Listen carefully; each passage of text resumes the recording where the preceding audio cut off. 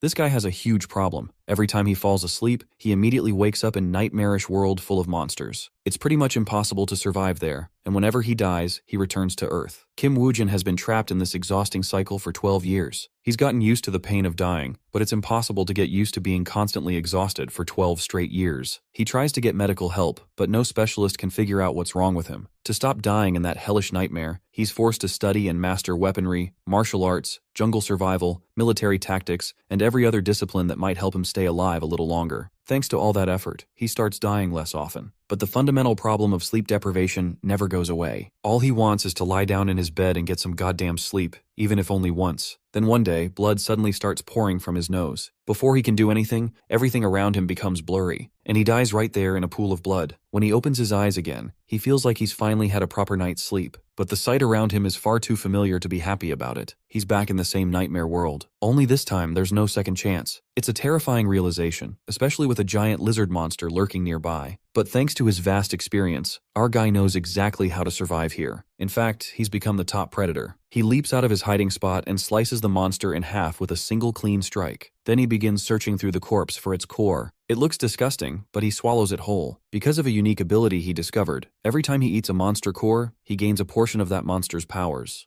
As planned, the safest first move was to head to a brighter place untouched by monsters. Wu Jin headed for the safe haven, while Aura farming on trees along the way. A night had passed, and he was savoring a welcome change in his life. Finally, he can get a night of perfect sleep whenever he wants. It had been a month since he permanently crossed over to a much harsher reality. The adjustment period was short. He was already proficient when it came to survival. Throughout the month, he continued heading towards the light. Just because he feels more liberated to fight now doesn't mean he regularly seeks out a hunt. Risking his life for fun in this place would be pure madness. Still, there are days when he can't fight the itch to get into a fight. Coincidentally, that itch crops up whenever hunger strikes. Today's breakfast was a giant bat. A sneak attack was all it took to take the poor monster down. As per his routine, he carved up the dead monster's body and fished for the monster core. This essence, present in every monster's body, gives the hunter the chance to gain new power upon consumption. Ever since he made these things his snack of choice, adapting to the harsh surroundings had become a lot easier. He also discovered another relevant fact during the first month. According to the badge he found in his pocket, the body he took over belonged to someone with the status of a third-class mercenary. Surprisingly, he could read the system of writing in this world. The existence of mercenaries and the identification token suggests that people are living and thriving somewhere in this violent world. Finally, he could see the light at the end of his month-long journey. On the outskirts of the monster-free zone, he was taken aback by the sight of a clearly man-made trap laid on the floor. That can only mean one thing: there might be people nearby. Elated, he ran faster towards his destination. A few minutes later, he reached a clearing and found a humble wooden house. Excited to interact with another human after a month of solitude, he knocked on the door and found that it was unlocked. He cautiously entered and called out to see if anyone was home. On top of a dining table, he found a leather-bound book. The title reads Demonic Realm Chronicles. Skimming through its contents, he was taken aback. This book detailed the history and practical knowledge of the realm, an encyclopedia of sorts. Everything was recorded quite meticulously too. For the sake of his survival, this thing would be a must-read. While he was engrossed in its contents, he didn't notice the man of the house entering with a crossbow locked, loaded, and aimed at his head. The old man was wary of the stranger standing in the middle of his dining room. One foul move and he wouldn't hesitate to put a hole in Wu Jin's head. While Wu Jin was glad to see another human being after so long, Wu Jin recognized that he must look like a home invader or robber. He raised his hand to signal that he didn't mean any harm. He just found a house in a remote area and came in out of curiosity. The old man did not give a damn about his reason. He was shooed away like an unwanted animal. Wu Jin did not escalate the tension, but before going his own way, he wanted to ask the old man something.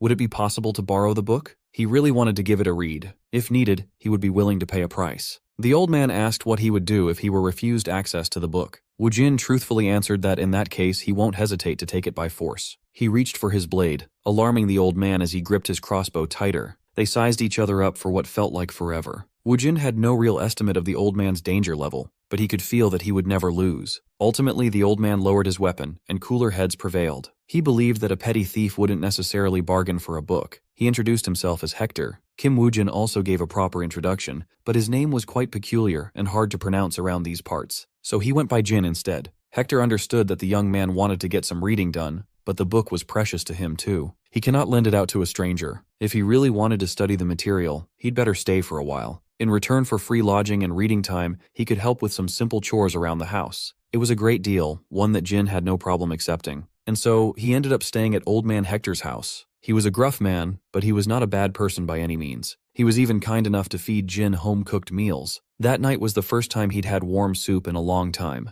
It was so delicious that the first bite brought him to tears. He briefly considered that Hector might be an angel in disguise. The old man routinely went out to hunt by sunrise. One time, the old man spilled that he was scouring the woods to take revenge on the monster that killed his comrades. Hector looked like a weathered warrior, strong and stoic. Seeing him so nervous whenever he went out to hunt was worrying. Whatever it was he was looking for must be a considerably powerful beast. When the old man leaves, Jin reads through the chronicles, absorbing as much information from the pages as he can. The history of this accursed realm began with the Northern Empire. It was a tale as old as time. The king of the north was blinded by greed and laid his hands on the otherworldly gate. Legends say that on the other side of the gate, the truth of all creation and immense power can be found. On that day, when the greedy emperor tried to force his way into the promise of unlimited power, the calamity was triggered. All sorts of powerful monsters emerged from the otherworldly gate. With their power and sheer numbers, turning the entire northern region into a demonic realm only took 9 years. In an effort to push back, humanity united many fragmented factions to form the Order Alliance. They built a barrier to stop the expansion of the demonic realm. That's enough lore drop for the day. As Jin expected, there was a lot of useful information crammed into the book. According to written reports, the deeper you go into the demonic realm, the stronger the monsters are. Jin's own experience backed this up. The monsters he encountered got significantly weaker as he headed towards the light. While he was digesting some new and interesting information, Hector came running back to the house. Jin was pondering how deep he was inside the demonic realm he had been wandering, while Hector was sprinting for his life. How strong was Jin exactly? A chance to find out might have just presented itself. A pack of werewolves had turned the old man from the hunter to the hunted. Leading the pack was a ferocious bipedal beast, hairy and wild. Surrounding the alpha were countless hungry wolves. A few meters away from the door, Hector stopped and turned around to fire some crossbow bolts. It wasn't enough to deter his furry pursuers. The alpha easily destroyed the bolts with its sharp claws. As the werewolf closed the gap, Hector could feel his imminent death getting nearer by the second. Fortunately, Jin had noticed the commotion and walked out of the house to check it out. He brandished his blade while looking at the beast chasing after the old man who fed and housed him. Ever the kind-hearted man, Hector pleaded for Jin to run away. He did run, but not in the direction Hector was pointing. Without a ripple of emotion, he was locked in on the ferocious beast up ahead. Jin gathered momentum and jumped up, covering a massive distance in the blink of an eye. The alpha tried to claw him out of the air, thinking of him as a nuisance. Jin corrected that dismissive attitude by slashing the alpha's whole arm wide open, exposing flesh and bone. He did not stop there. The blade cut deeper and deeper until the alpha werewolf was sliced cleanly in half. The rest of the pack couldn't even respond to something so absurd. In their eyes, their boss was supposed to be the strongest there was. Similarly, Old Man Hector watched the young man with awe and fear. Taking down a werewolf in a single slash was not normal at all. Jin broke the silence by audaciously asking if the alpha was considered a strong monster. Hector found it bizarre that the boy he took in was asking such a ridiculous question. Everyone in the area knows that werewolves are strong, incredibly so. Jin would love to know more about these monsters after he deals with the rest of the pack. The wolves looked at him with rage. He just killed their alpha after all. Jin estimated that he probably faced stronger monsters. But given that about 40 dogs were surrounding the house, he might be screwed if he gets careless. Instead of fighting all these mutts, slicing the throat of the second-in-command sounded like the most efficient way to shatter their crumbling morale. It was easy to identify the second strongest dog, aside from the dead alpha. The brown-haired werewolf standing at the very front with an exceptionally large build was a promising target. When Jin raised his blade, an air of death emanated from his stance. The werewolf felt the menacing force coming off him and hesitated to make a move. It tried to size him up and looked into his eyes, but eventually averted its gaze like a scared puppy. The second-in-command started moving, but he wasn't loading up an attack. He was moving to get the fuck out of there, running for his life and leaving the rest of the pack to fend for themselves. Second-in-command pathetically yelped, presumably telling the other dogs to scatter and run. The pack looked embarrassed by their supposed leader's shameless actions. Even so, they knew they were no match against the human who diced up the alpha. Hector was more surprised that the wolves, known for their pride and bravery, would retreat with their tails tucked between their legs. In his mind, Jin was actually impressed that the second-in-command assessed the situation and made the right call. After getting rid of the ferocious threat, Hector and Jin returned inside. They carved up the alpha's corpse, cleanly harvesting its ridiculously expensive pelt. There was actually a bounty on the head of this alpha werewolf, 40 gold coins to be exact. Having no frame of reference with regard to the economy, Jin asked the old man if 40 gold coins were a lot of money. Indeed it was. 40 should be enough to live comfortably without working for about 6-7 years. If a trash monster like a werewolf could net him such a huge bounty, doesn't that mean he could just find and kill more monsters whenever he's short on cash? That way, he could keep raking in the bag and live a comfortable life. Perhaps all the suffering over the last 12 years has led him to an easier one. Aside from the intact werewolf pelt, Hector gave Jin some jerky, a pouch of silver coins, and a pioneer map. He tasked the young man with taking the loot to Pioneer Village and selling it to a man named Jacob. He already marked the Pioneer Village on the map.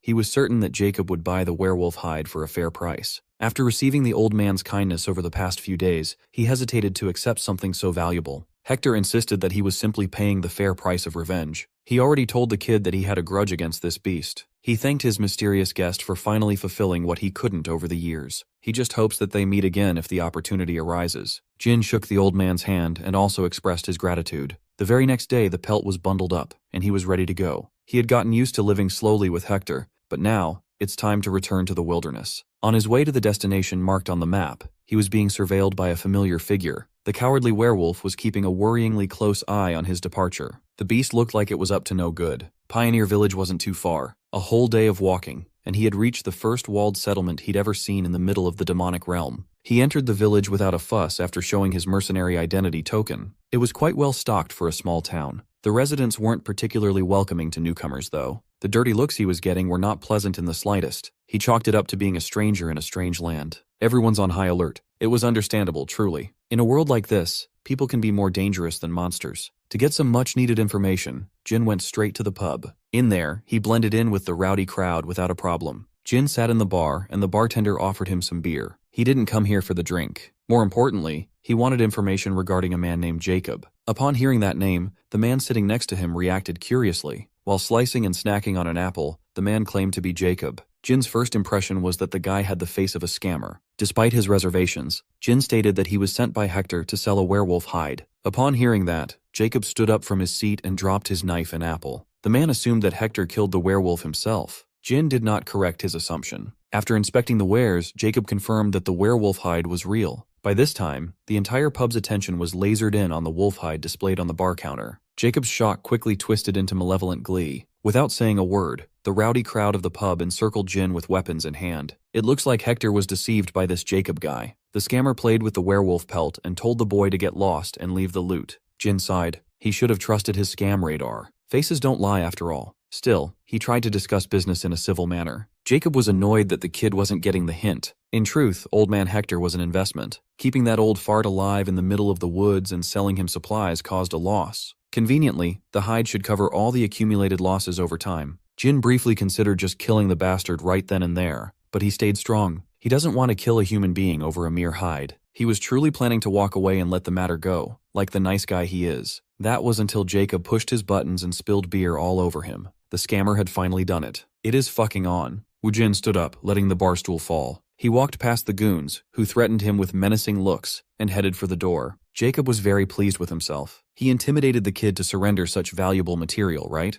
Wrong. Jin was just walking towards the door to get something heavy to seal it with. He turned to Jacob and gave the scumbag a lesson. If he intended to scam someone from the start, it would have been better to go for the neck instead of the back. The scammer scoffed, not realizing what was about to happen. Since the kid doesn't value his own life, Jacob ordered his goons to attack. Jin let them get closer to him. It would be easier and faster that way. People like these won't even give him a guilty conscience once he's done taking their heads. Jin parried the closest goon who tried to stab him with sloppy technique. The parry was so strong that it got the man's whole arm vibrating along with his blade. While stunned, cutting his stomach and letting the entrails pour out was as easy as pie. The next few goons who tried to get to him started falling like flies. A big guy with an axe tried to cut him down with impressive force but horrible timing and skill. In response, he turned a nearby table over to bury the big guy in furniture and soup. While trying to push the heavy wooden table away, the big guy lost all strength when Jin cut his fucking head off. Wu Jin was cold-bloodedly adding to his kill streak like he was taking a casual stroll in the park. Jacob looked at the boy he tried to rob and murder and realized that he wasn't built for this shit. A fighter this strong in this small area, there was no way Jacob wouldn't know about someone like that. At this rate, his goons will fall and he'll die for nothing. The fastest goon in the pub tried to sneak a dual-blade attack from Jin's flank, but both arms were cut off before they could make contact. The bald brawler was next. Jin rolled the guy with a shoulder bump and literally dug his fingers through the poor man's chest. To finish the job with a fatality, he separated the brute's upper and lower body with a clean slice.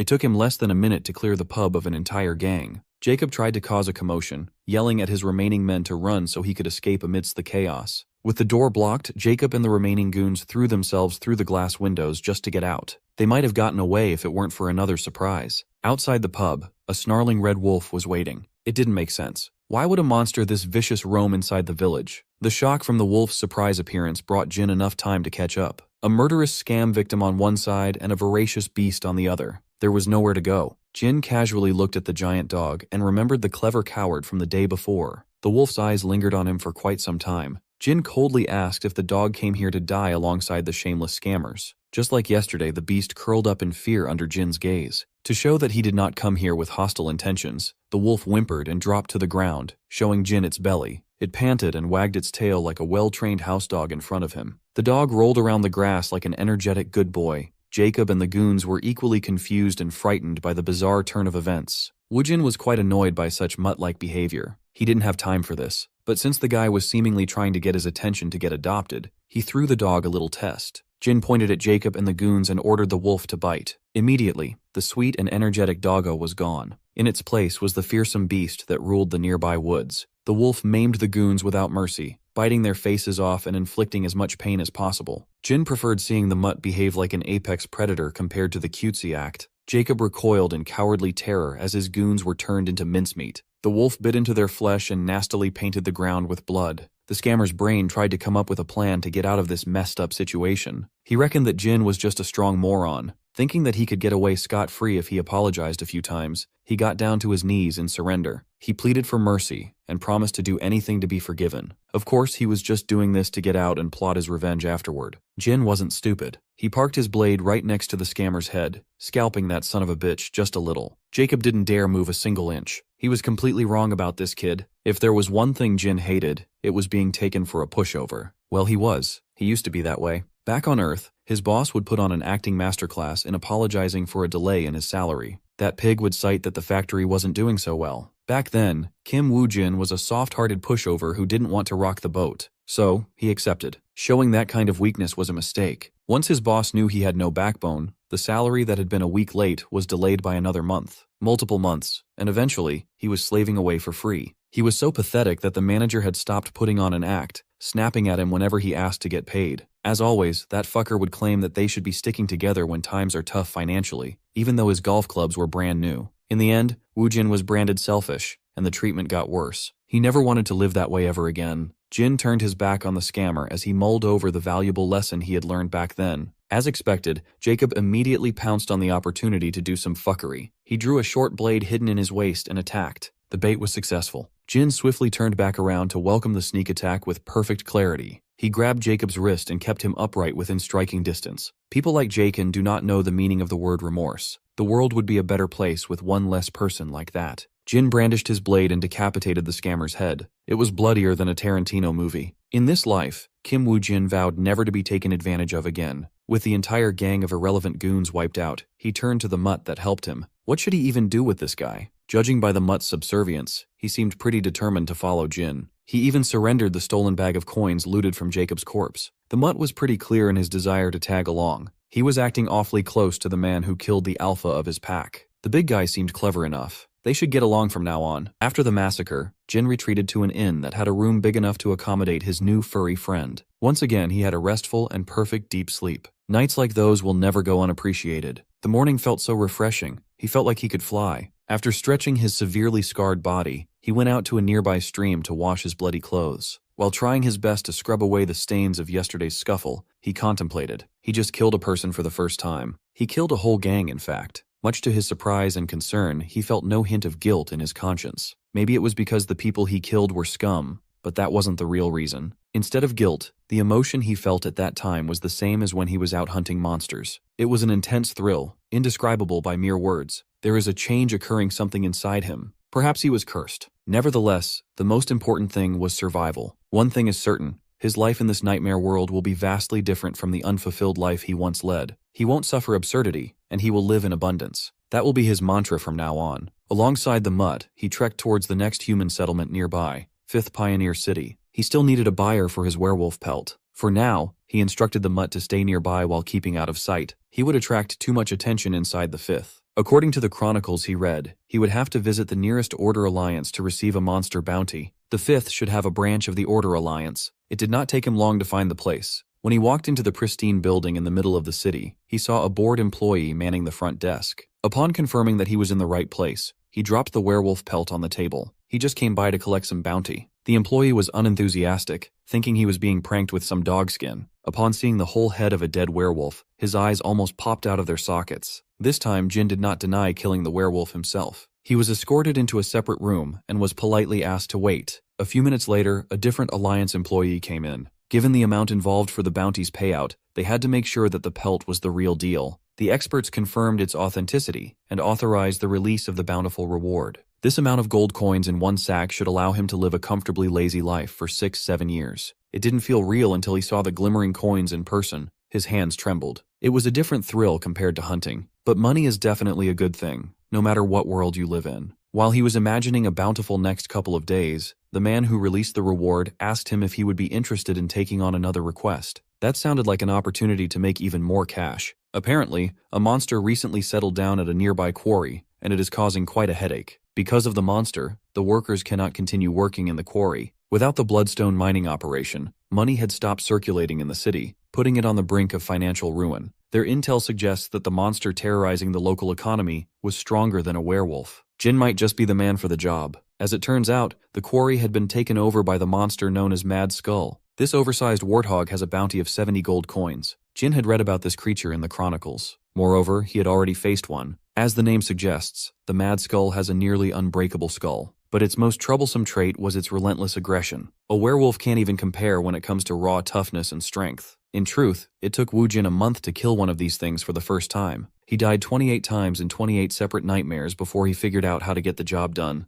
With all that in mind, he readily accepted the job. His next prey had been decided. The very next day after getting all the necessary intel, Kim Woo Jin headed for the quarry. He heard that mining operations stopped due to monster activity. However, the gloom of an abandoned quarry was still a bit unnerving. This was not a place he would want to stay long. Wanting to finish the job as soon as possible, he headed for the massive mining tunnel, but was stopped before entering. Gathered outside the tunnel was a group of people claiming to have arrived first. They were just prepping for battle, so it would be cool if Jin waited for his turn. Right away, he was ticked off that a bunch of randoms wanted him to waste time and queue for a monster hunt. The leader of the group suggested they join forces so there would be no waiting game. They were clearly a mercenary troop. If these mercs were good enough to kill the Mad Skull, coming all the way here would have been for nothing. He doesn't really want to fight some people who are just trying to make a living. Even though there would have to be some loot sharing, it might be better to keep the peace and work together. Still, he knows not to trust these strangers too easily. Showing a little bit of teeth, he confronted the mercs about why they'd want to recruit someone they know nothing about. The red-haired leader chuckled and embarrassedly admitted that he was the type to prioritize safety over performance. He took one look at the lone hunter and knew that he was strong. He would be a huge boon to the team. Still speaking with a hint of hostility, Jin asked how Red gauged his strength. Red simply pointed to the side and answered that the wolf would not be following a weak master.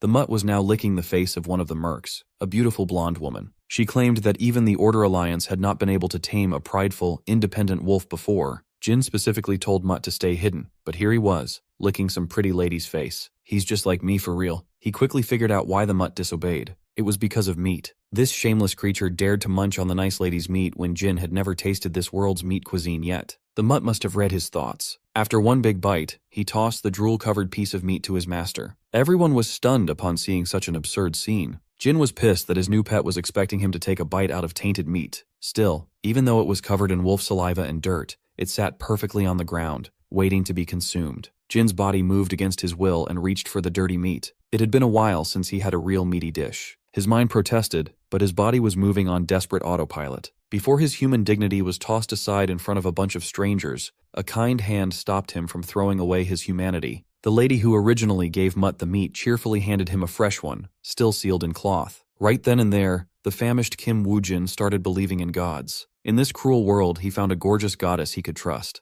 the goddess of meat. After a quick lunch with the mercs, the whole group entered the mining tunnel illuminated by magic crystals. Jin was still savoring the remnants of his lunch. It was delicious, savory, and a tad spicy. It was incomparable to the monster meat he had to consume for survival. The goddess of meat turned to him and started some late introductions. Red's name was Jonathan, captain of the Black Marlin mercenary group. The goddess was Claire. Kim Woo-jin gave them his full name but cut himself off. just introducing himself as Jin for easier pronunciation. When the group reached a grand clearing in the middle of the mining area, Jonathan halted the march and quickly got to work. Everyone knew their jobs, and they worked efficiently. The trap team set up the nets, and the spear team moved to their assigned positions. As for Claire and the captain, they will be fulfilling a very important task. Jin watched as the air around the two turned light and full of life. Claire opened her grimoire and gave him his first glimpse of magic in action. The chronicles mentioned the use of magic in this world, but seeing it in person was an entirely different experience. Staking her own name, Claire drew an unknown power through some sort of prayer. With incantation and magic circles, she cast a feather step on the captain.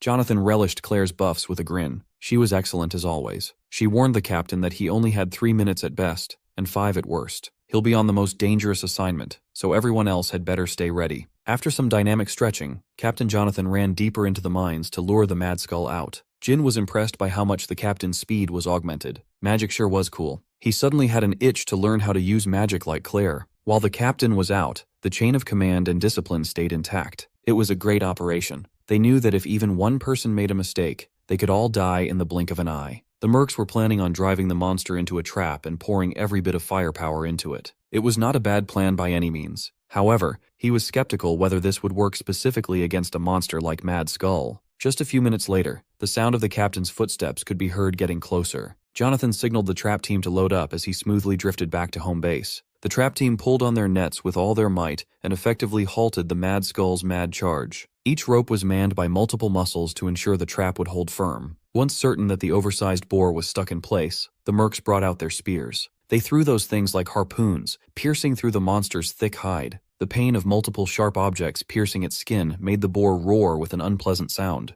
It made the trap team falter a little, but they remained standing. Fueled by the pain and its natural aggression, the Mad Skull generated more sudden force than they were expecting. Jin watched in high alert as the entire trap team was lifted off their feet. When it came to raw strength, the beast easily outclassed the entire mercenary troop combined. After landing back on the ground, the trap team tried their hardest to regain footing. Weaknesses in a few key areas resulted in the beast breaking free from the restriction. It immediately aggroed into the team that dared to tie the beast down. Claire was directly in its line of sight. Worried, she hurriedly loaded up a magic spell to repel the monster. Jin wasn't going to let the woman with the most delicious meat get mauled by a reckless boar. Without a hint of fear, he faced the Mad Skull in isolation. The overwhelming force threatened to send him flying, but he gambled his aura by stopping the violent charge with his bare hands. Claire saw what he was doing and warned him against such a boneheaded approach. He did not listen, nor did he need to listen. He might be one of the few people in this world who knew how to properly take down a Mad Skull. Jin pushed the tusks to the side, creating some space. Using that gap, he reached for his blade. He sliced up,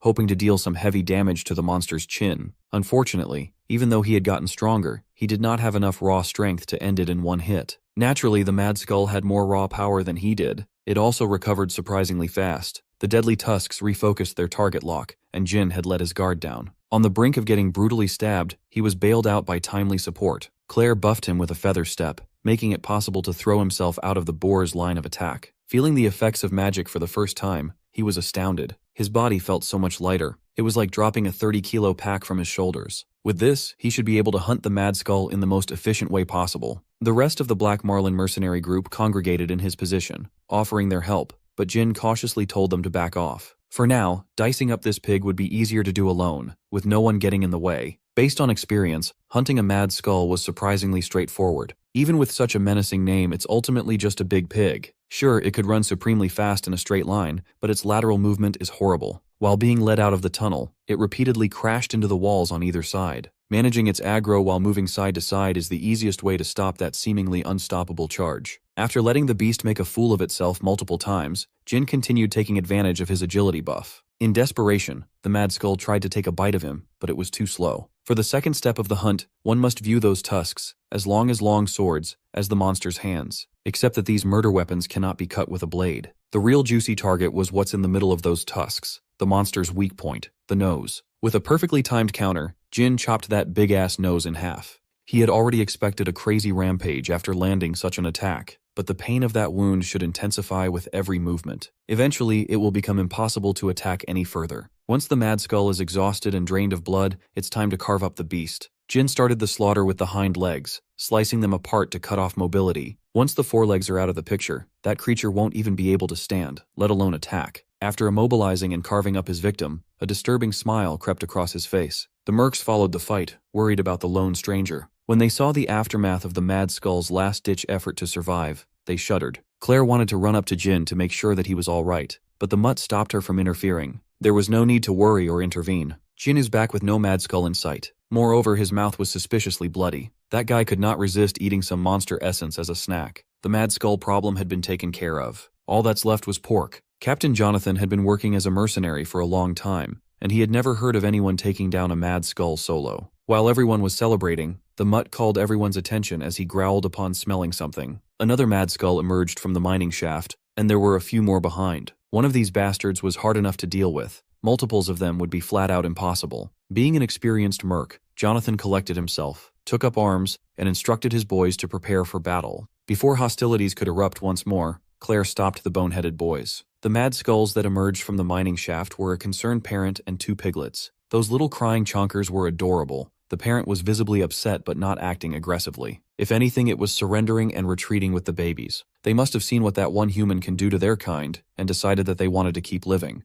A family of Mad Skulls must have taken over the quarry to raise their young in here. Now the captain feels kind of bad for breaking up a family, but he was also glad that they could wrap this up somewhat peacefully. By night, the mission was accomplished, and the victorious group had returned to 5th Pioneer City. The Black Marlins have gathered at the local pub to celebrate the massive dub without serious injuries. The time had come for the biggest highlight of the hunt. It's time to revel in the joy of labor. It's time for the bounty reveal. Everyone raised their glasses while Claire counted the money bags. The reward was supposed to be 70 gold coins, but there were way more than 70 on the table. Captain Jonathan bragged that he managed to squeeze the Order Alliance for more dough by making a fuss over inaccurate information provided. They were sent on a mission to deal with 1 Mad Skull, but there were 2 adults and even a couple of piglets in there. Using that surprise, he demanded a bigger reward. He negotiated a 70 gold bounty up to a whopping 110 gold coins. Jin asked how he pulled it off, since they technically killed only 1 beast. The captain proudly revealed that he just told the Alliance a little white lie. His men approved of this method. If you don't get caught, whatever you claim just becomes the truth. Jin certainly found some interesting people to team up with. Jonathan also announced that half of all the earnings will go to Jin. Getting half for doing all the work is crazy. The captain even admitted that his whole crew would have died a dog's death if Jin weren't there. Since the reward went up, there's enough cash for a pretty nice split for everyone. Although the trap was a bit of a failure, the buff was a huge help in successfully hunting such a fast and strong monster. Jin had no problem accepting the split just because of Claire's magic. In a celebratory mood, he even offered to pay for everyone's drinks the whole night through. Calling the Black Marlins heavy drinkers would be an understatement. Their captain himself drank liquor by the barrel. While the boys were being rowdy, Claire packed up her things and headed for the door. When Jin asked where she was going, Claire answered that she was going to get some magic practice done. Curious about the mystical world of magic, Jin obviously tagged along. Claire found a quiet spot just outside the city, took off her shoes, showed her feet, and meditated. The world's innate mana danced around her tired body, replenishing the juice she had used up earlier in the day. She might be exhausted from the hunt, but she still found the time to train.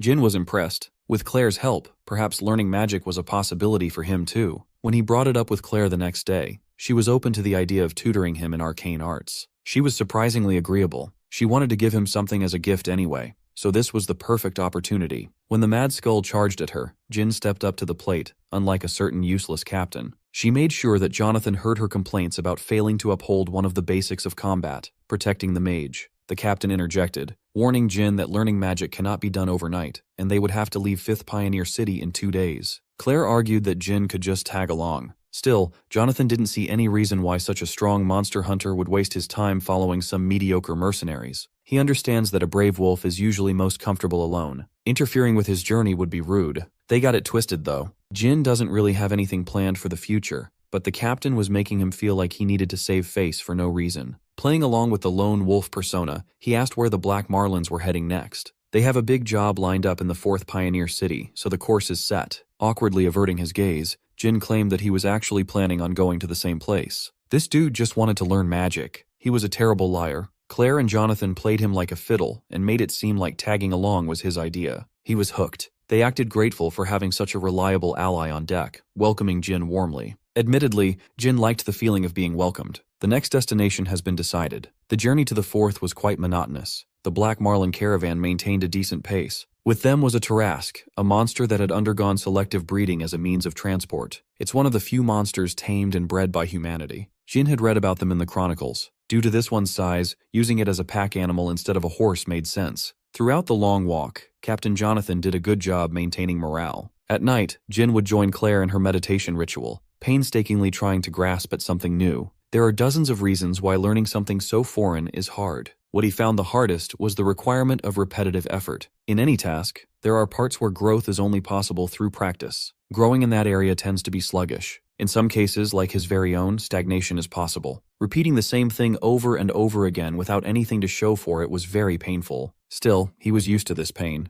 Kim Woo-jin persevered. He did not repeatedly die, enduring 12 years of pain to survive the demonic realm, to give up now. One cold night, while meditating alone in the middle of the serene woods, he felt his first spark. Claire saw it happen from afar and merrily went up to him with her congratulations. It took Jin 10 whole days just to feel the faintest spark of mana. It was a difficult process to say the least. Claire admitted that he was on the slow side of progression, but progress was progress, no matter how slow. Some people with absolutely no talent go their entire lives without sensing mana. For the second stage of their lessons, she pulled out a vial of blue liquid from her pouch. She poured the shiny substance into a metal cup and put on her gloves. Preparations are done. It's time for Jin to get undressed. Not knowing what was about to happen and where her gloved-up hand would go, Jin's imagination ran wild. After getting rid of his clothes, Claire dipped 2 fingers into the sticky substance and got to work. She used that thing to draw an elaborate magic construct covering Jin's backside. This would make it possible to inject him with mana to make a path. Once the structure was solidly connected, she started the injection process.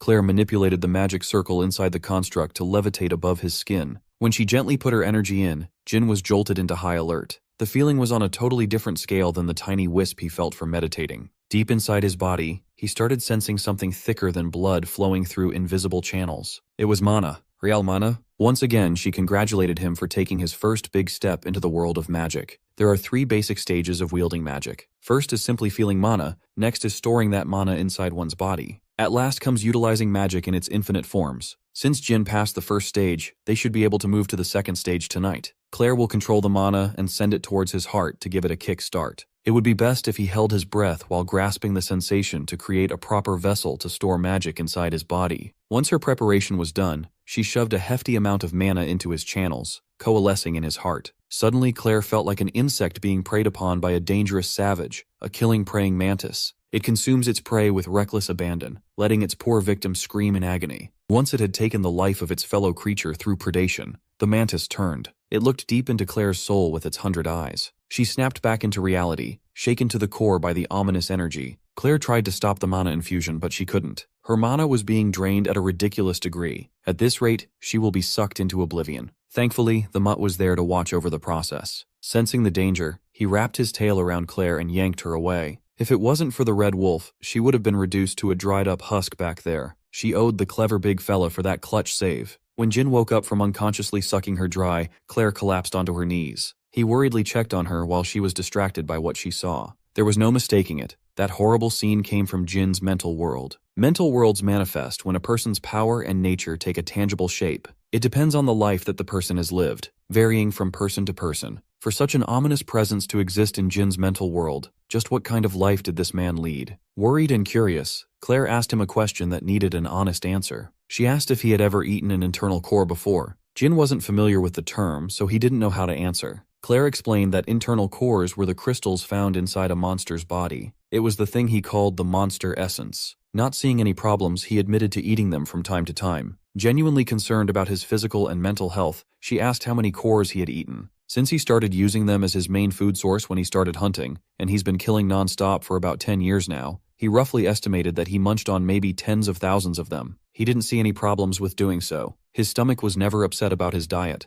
You see, normally, humans who eat an internal core either die or turn into a monster themselves. By definition, karma is known as retribution. It is also the name of the turbid energy, abundant in the demonic realm. Living beings that absorb such a thing gain bizarre abilities and anomalies in their bodies. Upon accumulating enough karma, a nucleus can be formed, and a monster core is born. Over the next few days, Claire kept a close eye on Jin. One possibility kept bothering her. Out in the world, there are entities known to a few as dark priests. When the otherworldly gate opened and malicious karma engulfed the world, some humans followed the monsters and absorbed karma into their bodies. They hailed the beasts as angels. They ritualistically ate monster cores and sacrificed their fellow men. They were dangerous. Jin's confession reminded Claire of those mad men. Like the dark priests, he had eaten monster cores, tens of thousands of them no less. Still, if he were a dark priest, he would not have admitted to dabbling in such a taboo practice so easily, nor would he show his mental world to a stranger. Those oddities only made him even stranger. Even if he didn't know the danger of monster cores, it's a mystery why he would pick up such gross things, let alone eat them. In truth, Jin just saw other monsters eating monster cores and copied them. It wasn't that big of a mystery. Now that he wasn't hiding his unhealthy eating habits, Claire implored him to stop pushing his luck and stop snacking on karma-filled cores unless he wanted to die. Jin heard out her perspective, but he's a perfectly healthy living witness who opposes her idea. Clearly, her information wasn't as rock-solid as she believed, but if it was somewhat correct, his lack of guilt after killing people and his thirst for a good fight might be connected to his diet in some way. He appeased her by saying that he'd try, but Claire knew that this guy wouldn't stop. She warned her that he wasn't just risking his life, he was sabotaging his potential to use magic too. That gave him a real pause. The man prioritizes magic over his own life. Claire elaborated that in his current state, it will be difficult to use mana manifestation. Fortunately, he should still be able to use mana arts at the very least. Encountering an unfamiliar concept, Jin's curiosity was piqued. A few days later, the Black Marlin mercenary group reached 4th Pioneer City. Upon entering the plaza, they joined a packed crowd of armed people, all of whom looked like mercenaries. Given the scale of the quest, the number of participants wasn't too surprising. Furthermore, the whole operation was being overseen by a true blue Holy Knight. With a high and mighty scowl on his face, the crowd made way for Holy Knight Raymond and his men. Jin gave the white-haired big shot an evaluating glance. The man had an intense aura that cannot be compared to your run-of-the-mill mercenaries. One thing's for sure, he was no ordinary human. Aside from the leadership, the crowd of mercenaries was also drawn in by the contractor of the quest, the Golden Bug Wolf. Based on the name, Jin assumed that they were being deployed to kill an insect-type monster. Claire was surprised that he didn't know about the man known as Golden Bug. He was widely regarded as the greatest business mind within the demonic realm. He's a tycoon who owns so many assets, he would be considered one of the richest people in the world. Not long ago, Golden Bug died a suspiciously sudden death. Rumors were going around that he had been murdered, but nothing concrete had come out supporting that theory. If the Golden Bug is dead, then why have so many people gathered? You see, the Golden Bug left 2 sons, his heirs. They have now inherited the tycoon's legacy and wealth. Someone has to move that massive fortune to a much safer place inside a city barrier. Along with many other mercenary groups and lone wolves, the Black Marlins have answered the call to escort untold amounts of riches. No wonder such a crowd had gathered. They arrived just in time to be called forward. Captain Jonathan excitedly pushed Jin up to the front, eager to seize the moment. In front of the Holy Knight leading the mission, Jonathan proudly introduced Jin as his group's top dog. He even listed his boy's achievements of killing a mad skull and taming a werewolf. Rumors of his exploits have already spread among fellow hunters. They were calling him the Head Crusher. Of course, Jonathan was responsible for generating such a buzz without Jin's knowledge. A little notoriety is a good thing. Holy Knight Raymond gave him a once-over and granted the Black Marlin mercenary group a contract for 100 gold coins. They depart the next day. As soon as the sun rises, the shrewd captain was hyped. They secured 100 big ones just to move some payload with other mercs. Jonathan knows how to play the game. Half of the pay is for labor, the other half is for name value alone. Thanks to Jin's rapidly rising name value as the Head Crusher, they secured a pretty big payout rate. As the name suggests, people believe that Jin had a habit of crushing the heads of the monsters he faced. Whoever came up with such a thing had a terrible naming sense for sure. As long as they get paid the big bucks, Jin doesn't mind a little bit of fame coming his way. Besides, this mission will put him one step closer to learning mana arts. The night before the expedition, the mercenary group's quarters were alive and bustling with activity. When you put a bunch of meatheads under one roof, they quickly form a fight club for entertainment. Some mercs were itching to beat the shit out of someone, so they fought amongst themselves. Claire was standing in the corner to make sure that Jin knew what he was getting into. Wrapping his fist up, he was up for the next round of hand-to-hand brawl. She mentioned that Holy Knights are known for their proficiency in mana arts. Jin's plan tonight was to draw their attention and secure an opportunity to learn from experts. According to the chronicles, Holy Knights respect strength above all. If he could get that Raymond guy to acknowledge his prowess, he should receive proper treatment. Tonight, with everyone watching, that shouldn't be too hard to do. This is an arena where fighters risk their reputation and gamble with their aura. It was the perfect stage to get a big shot's attention.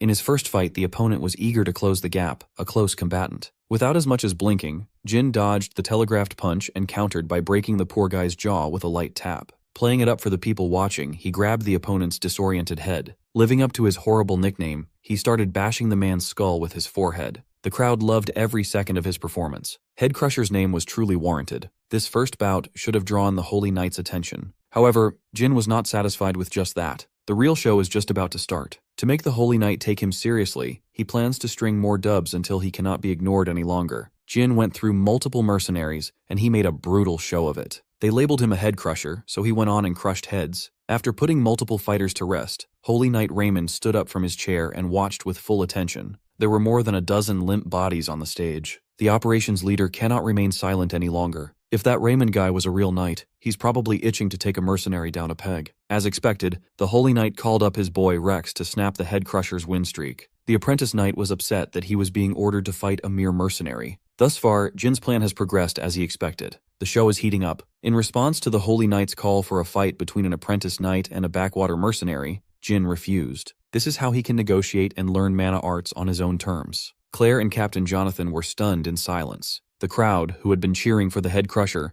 could not believe what they had just heard. As expected, Rex the apprentice was very much offended. If anything, he wanted to be the one to refuse the fight. Holy Knight Raymond asked if Jin was injured from his string of fights. Jin clarified that he was in tip-top shape. Raymond gave him an out, but he didn't take it. Now he was being asked to present a valid reason to refuse an honorable duel. Jin claimed that he was just a humble mercenary chasing after power and money. He can't just risk his well-being and fight a Holy Knight apprentice for free. Instead of a pointless duel, he wanted to put a bet on it. But for a bet to go through, both parties must have something of value to present. It's hard to imagine that a Holy Knight would want anything from a sellsword. Jin admitted that he wasn't a grand enough figure to boost anyone's reputation. He does have an ungodly amount of money from all the bounties he saved up, though. The crowd erupted in laughter upon hearing his crazy proposal. Suggesting gambling with a Holy Knight who lives and dies with honor was certainly a move. Insulted, Rex wanted to jump into that arena and beat the crap out of him. Raymond held him back and denied putting money on the line. Instead, he wanted Jin to waive all liability for any damages sustained during the fight if he lost.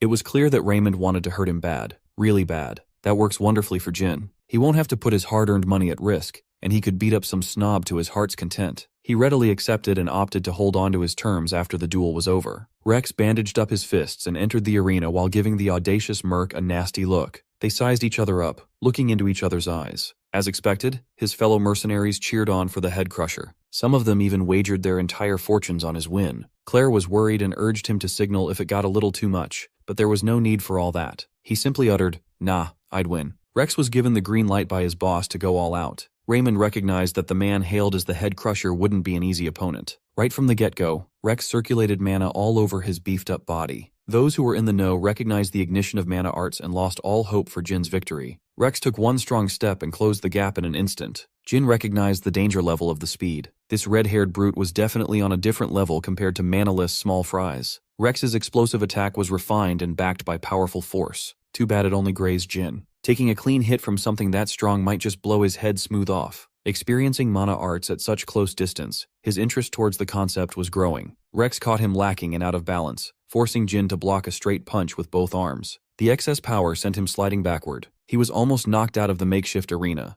Rex was feeling himself after that one. Despite Jin's rising renown in the demonic realm, all Rex could see in front of him was a wild beast who dared to look down on a Holy Knight's honor. The crowd's confidence in the Crusher was waning quickly. Even Captain Jonathan was worried that he might lose all the money he bet on his boy. Claire might be the only one concerned about his well-being while Raymond watched silently. Rex picked up the pace and rained punches relentlessly. Despite the momentum clearly on the side of his apprentice, Raymond could not shake a strange feeling. When Jin fought against other mercenaries, he didn't drag out the fight and took them down with savage brutality. For some reason, he was moving extremely passively against Rex, like a man with something up his sleeve. Rex didn't notice that. He thought he was just too hot to handle. He flexed his mana arts excessively, sending punches from a distance. Jin parried that shit without a problem, turning a portion of the mercenary quarters into collateral damage. These people had never seen a Holy Knight's mana arts get deflected bare-handed before. Jin had seen the opponent's arsenal. He's done measuring the apprentice's combat power. What comes after that? Checking his durability, of course. Catching Rex off guard with a quick change of pace, Jin delivered a nasty punch, knocking the air out of the clueless apprentice. It was a normal punch without a hint of mana used, yet the damage it delivered was immense. Raymond finally figured out that Jin wasn't playing safe or waiting for an opening. That man was just savoring the fight like a crackhead making his drug of choice last. Jin was pleased to see the apprentice endure the damage. Perhaps he could increase his resilience using mana arts too. This is no longer an honorable duel. Jin is about to conduct an inhumane experiment in front of everyone. How many hits can a mana arts practitioner endure? Let's find out. Before he could start pummeling the poor guy to oblivion, Holy Knight Raymond stopped the bout and surrendered on behalf of his apprentice. He promised to grant Jin his wish, as promised, so there was no need for further bloodshed. Jin was disappointed. He was just getting in the mood, but the Buzzkill Knight had to interfere. Still, the plan was a success, and the mercs in the crowd rejoiced at the victory of one of their own. While the quarters were buzzing with celebration and glee, Golden Bug Wolf's mansion was dreary and strange. Disgusting sounds of chewing and biting could be heard in the dead of the night. Golden Bug's first son, Derek, and second son, Cedric, have been fattening themselves up with all kinds of meat, wheat, decadent fruits, and alcohol. Cedric complained that 10 days to get their riches inside the wall was way too long. Derek blamed the inconvenience on the Order Alliance. He called the Order's operation all talk and no substance, despite all the money their family had dumped into that organization. Nevertheless, there was nothing they could do but gorge themselves with good food. They just have to pray that their rapidly changing bodies hold out until the 10-day mark. The next day came, the mission officially started, and so did Jin's mana arts lesson courtesy of Holy Knight Raymond. Its principle was simple, using mana like a body part to enhance one's physique or weapon. Anyone with a little bit of talent could theoretically use it. Still, there are levels to this shit. Some say mana arts are basic techniques capable of splitting mountains and seas. Raymond's Sacred Fire Slash is still far from that level, but he's a beast nonetheless. After demonstrating his proficiency and scaring every wildlife within the vicinity, he peacefully sheathed his sword. His apprentice was there to glaze him for an amazing display of skill. Rex was Raymond's biggest fan. He was practically bouncing on its crazy style, calling him the radiant and perfect hope of all holy knights. Raymond never had the patience for all that praise, and Rex knew when the boss wanted him out of the way. Watching from the sidelines, Rex's undying loyalty to the Holy Knight reminded Jin of a certain furry fella. The technique Raymond demonstrated cleanly sliced a massive tree. It definitely looked stronger and more polished than the clingy apprentice's attack. Even so, Jin wasn't too thrilled by its power. He thought it would be stronger and flashier. After the initial demonstration, Raymond instructed him to focus and give it a shot. He detailed how to flex the arm, pop the veins, and contract the muscles properly. Jin must visualize holding the mana within his muscles. Up to that point, it was very similar to what Claire had already taught him. Surprisingly, following the steps allowed him to tap into a surprisingly deep well of mana within his body. It was a calm and light flow. There was no mistaking it. This was the mana he drained from Claire. Once his will touched that source of power, a sudden change occurred. Raymond was focused on giving him a lecture on gradual consumption and body acclimation when he noticed the peculiar power emanating from his student. It was hard to believe that a common mercenary was able to manifest mana arts right after seeing it once. More importantly, this guy's mana was definitely an anomaly. It was thick and ominous, suffocating even. Mana arts take their color and form based on one's mental world. Such a nefarious power is a reflection of one's very essence. Even a holy knight like Raymond had never seen anything like it. Unbothered by his oddity, Jin gripped his blade, infused it with his dark mana, and showed off some of his moves with flawless execution. Perhaps his proficiency was still low. Every movement felt inefficient, given the effort required. It hardly seemed worth it. That could be fixed with practice. More importantly, he felt fucking cool. He cannot wait to try this flashy stuff in real combat soon. For this mission, multiple Tarasques were deployed to transport supplies and carry VIPs on their backs. Claire heard all about Jin's training sessions with Raymond and couldn't be happier with his progress. Jin brought up feeling her mana inside his body when he was practicing mana arts. Claire assured him that it was fine. He could just consider it as a gift. Jin was still disturbed by the sheer quantity of mana he siphoned from her, but thanks to that ample stolen supply, he picked up mana arts quickly. While he was having a conversation with his comrade, Rex butted in to talk some shit. The apprentice snidely reminded him to be grateful to Lord Raymond for taking time out of his day for some commoner. It was obvious that the Holy Knight Glazer was just salty about the embarrassing loss in the arena not too long ago. Jin wasn't offended. He was actually excited. He was getting bored and in desperate need of a distraction. If he can bruise Rex's ego again, perhaps the boy would pick a fight with him. Unfortunately, Raymond was there to get rid of the apprentice and stop any possible internal conflict. While they were advancing side by side, disrespectful curses resounded from one of the tents on top of the Tarasque. Leftovers and perfectly edible half-eaten dishes were tossed out of the window while the VIPs demanded more grub. Jin was curious what all the fuss was about, but Raymond didn't want him involved in this aspect of the mission. Their employers were just on their usual power-tripping episodes. Since the Golden Bug Wolf's death, Derek and Cedric have not stopped themselves from binge-eating at every hour of the day. If new orders are delayed even for a moment, they throw tantrums like spoiled brats. Raymond found it effective to just leave those guys alone. Ignoring them is the answer. Jin felt a bit sus about the apparent stress-induced binge-eating. The more the expedition's food supply dwindled, the stronger his worry became. For some reason, he felt as though a terrifying monster was about to burst out somewhere nearby. When that sensation finally reached its peak, the The giant tortoise carrying the heirs started stomping wildly and freaking out. It groaned one final roar and collapsed onto the ground with a massive thud. Raymond started feeling that odd sensation too. He thought the sons of the late Golden Bug were in danger. He called Rex to stay close and drew his blade, letting his mana arts run wild. The safety of their clients is their top priority. Rex was assigned to calm the Tarrasque, even if it meant killing it. There was no need for that though. The tent resting on the tortoise was destroyed by massive dark spikes protruding from within. It was torn apart, stretched, and ripped. The culprit was a tentacled, grotesque creature with nothing but a mouth and bone-crushing teeth. Claire identified the creature as an abomination. You see, an abomination was the thing she warned Jin about, a human who turned into a monster due to the demonic realm's karma. Raymond took a deep breath and charged at the disturbingly ugly creature. He unleashed a much stronger sacred fire slash than his first demonstration. It was sharp, bright, and powerful enough to cut through layers of fat and flesh. The abomination that emerged from the Golden Bug tent was severed in half. Unfortunately, carving that ugly bastard in half wasn't going to cut it. Rex did not expect the attack to come his way. Fortunately, he was strong enough to cut through trouble. He separated what remained of the abomination into 3 equal parts. Despite the severe damage it sustained, the monster stayed alive. Raymond started to panic. An enemy that could regenerate its body was a terrifyingly complex one to go up against. It would be safe to say that young Rex had no prior experience fighting an opponent as unfair as this. He didn't keep his eyes on the threat. As a result, he was crushed into a fine mist of blood and gore, feasted upon by the grotesque monster. His sword-wielding hand was the only body part that remained intact.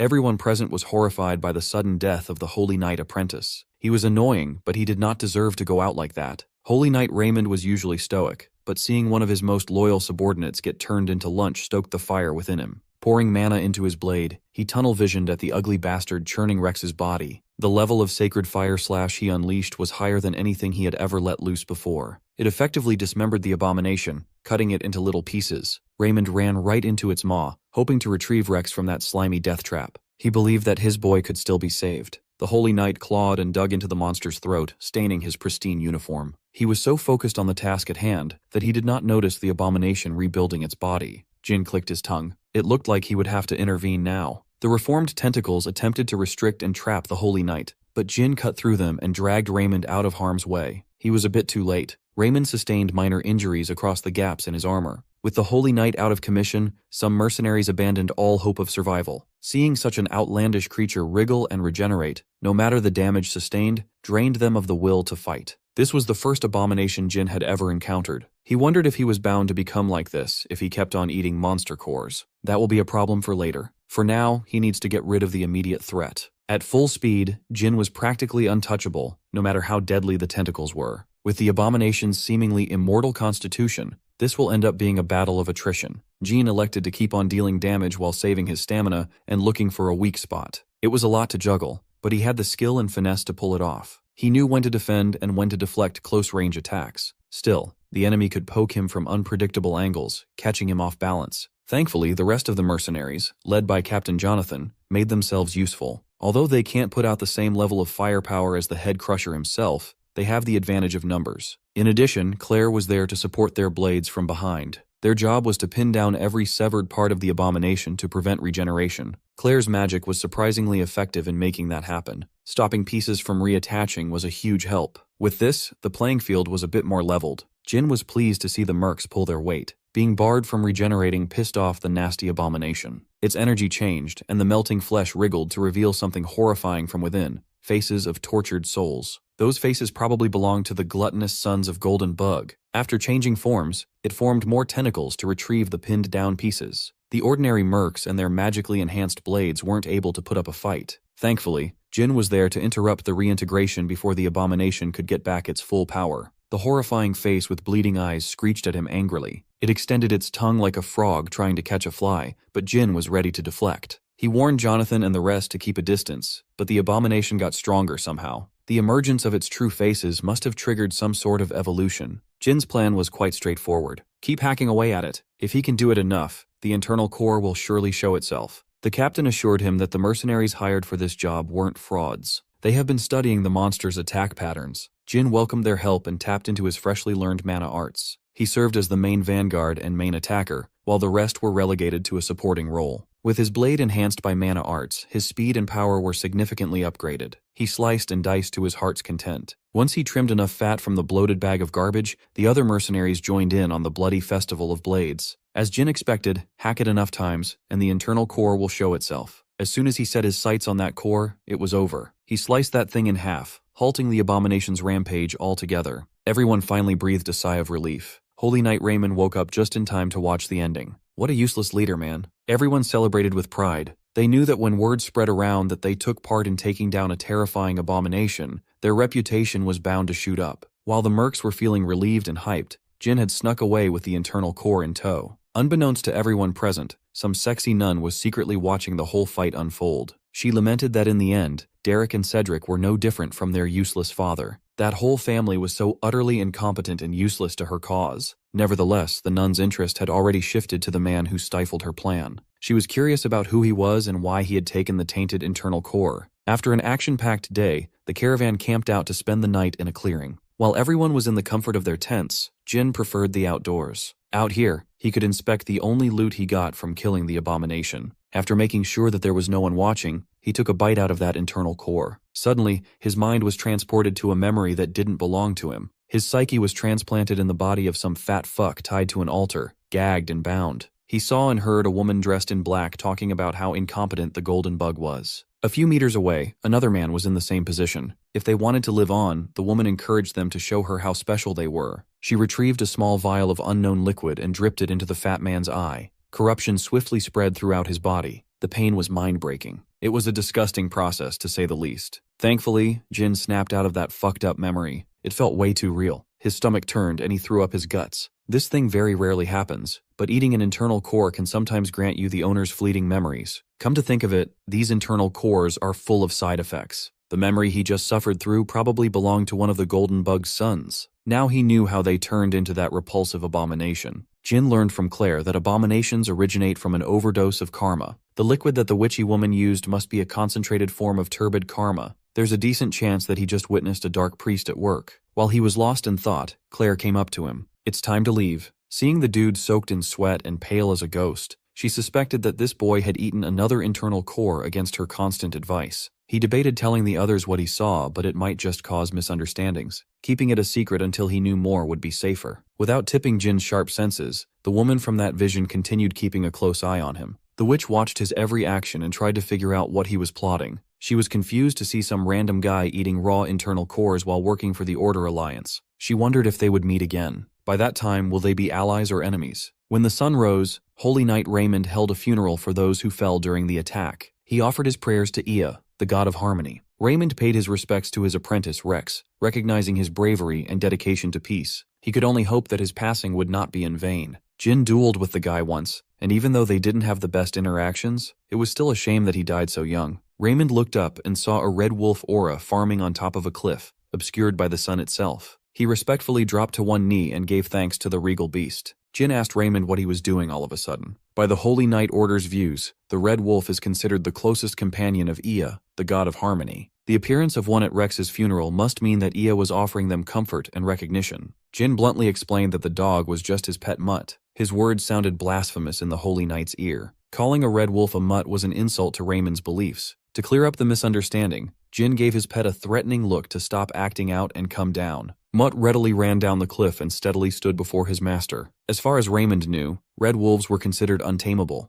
Jin casually dropped a little bit of his lore. He simply killed an alpha werewolf, and the annoying mutt had been following him ever since. In all his years traversing the demonic realm, Holy Knight Raymond had never met a dude more peculiar than Jin. He looked at Mutt and turned to its master for a small favor. If the red wolf doesn't have a proper name yet, it would be an honor if Jin named him after Rex. For one, red wolves are considered sacred in their order. Inappropriately calling him a mutt stings a little. Secondly, he wishes for Rex's will, which tirelessly fought against evil, to continue purifying the entire demonic realm. Even though Rex met an untimely end, that loyal apprentice did not let go of his sword until the very end. It would be an honor to carry on Rex's legacy through a sacred beast. Jin wasn't opposed to the idea. It's the least he could do for the poor guy. He turned to his pet and asked if it was okay. The mutt was receptive to it too, so there was no problem. Henceforth, Mutt shall be referred to as Rex. Now that the funeral had wrapped up, an old man pulled up and asked if he had come at a bad time. Raymond recognized the blind, old, and bald elder. From the geezer's aura alone, Jin could tell that this man must be one of the highest authorities in the area. This old bag of bones was the elder of the third pioneer city, Bo. Led by Holy Knight Raymond, the survivors of the failed mission paid their respects to the elder. The old man politely apologized for dropping by during such a time of grieving. He came here because an investigation was needed regarding the death of the Golden Bug's sons. Based on his tone, it sounded like he was implying that the deaths of Cedric and Derek were orchestrated by the mercenaries hired for the escort mission. Jin thought the suspicion was warranted. Their clients died during the transport of a massive fortune. It's only natural to suspect the people who constantly risk their lives for money. Raymond was ready to testify and provide evidence in support of his men. Elder Bo didn't see any problem with that. What he was more concerned about was how the heirs turned into abominations. Walking right next to Jin, the geezer commented that he could smell the stench of a dark priest all over this incident. If that wasn't direct enough, he referred to Jin by name and asked for his take on the incident. Jin did not take the implication kindly. He did not appreciate being suspected of being a dark priest. By the end of the day, the caravan was escorted into the third pioneer city. Jin and Raymond were escorted into the Vritra arena,